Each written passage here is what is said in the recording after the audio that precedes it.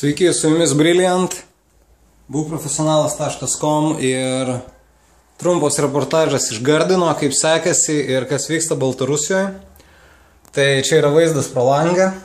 Vakar atvažiavau, iš tikro, kas labai yra smagu ir kas patinka mieste, tai kad labai mažai reklamų ir nėra tokių komercinių plakatų, tai taip kažkaip galvos nespaudžia.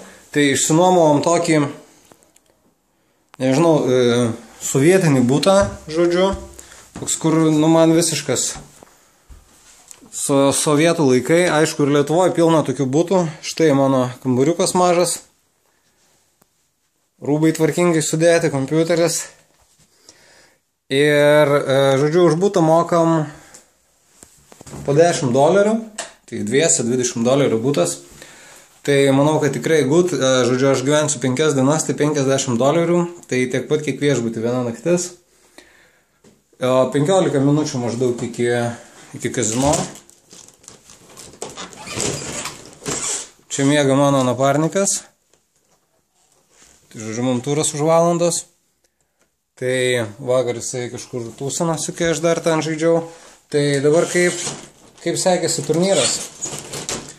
Tai vakar buvo high rolleris, high rolleris, $400 ir buvo apie 60 žmonių, nemažai yra gerų žaidėjų, iš Rusijos turbūt, bet didžioji dauguma tai vietiniai fišai žaidė kazino savininkas, to kur vyksta, tai jis ten belekai, žodžiu, kiekvieną ranką bando išblefuoti, kiekvieną ranką stumdo linus, tai žodžiu prieš jį aš ir iškritau 4 vietą, jis 3 liko.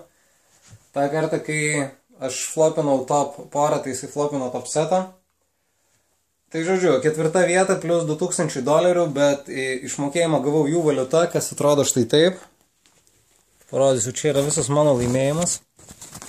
Tai vakar man buvo išmokėta, reiškias, 27 milijonai jų pinigų, kas atrodo tikrai galingai. Vakar, kai davė, tai netilpo pro langelį.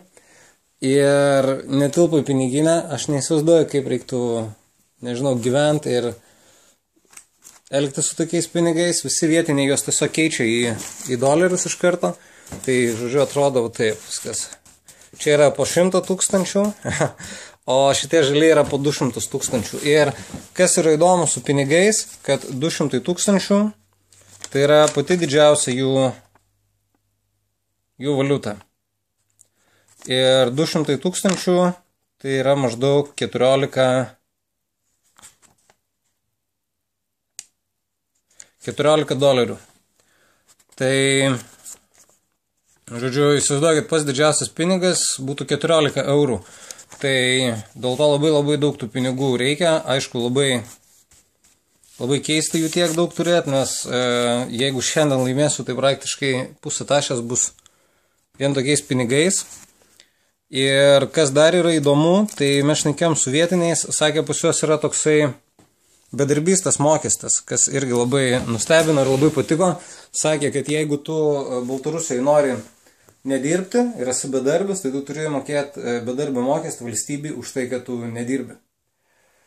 Tai tokios naujienos iš Baltarusijos. Dar, kas irgi turbūt aktualu, tai kainos turbūt, kad tikrai nėra brangų. Aš vakar išleidau važiavimui taksi, maistui ir gėrimam, čia neskaitant alkoholio, nes nevartoju. Tai iš viso aš išleidau apie 100–150 000 jų pinigų, tai maždaug apie $10 per dieną ir plus už butą. Tai, žodžiu, labai viskas good. Ir šiandien startuoja pagrindinis turnyras. Už valandos satelitas, už 2 pats turas, tai pabandysim prasisatinti, tai nužadinti naparniko ir įkelsiu visas naujienas Facebook'e.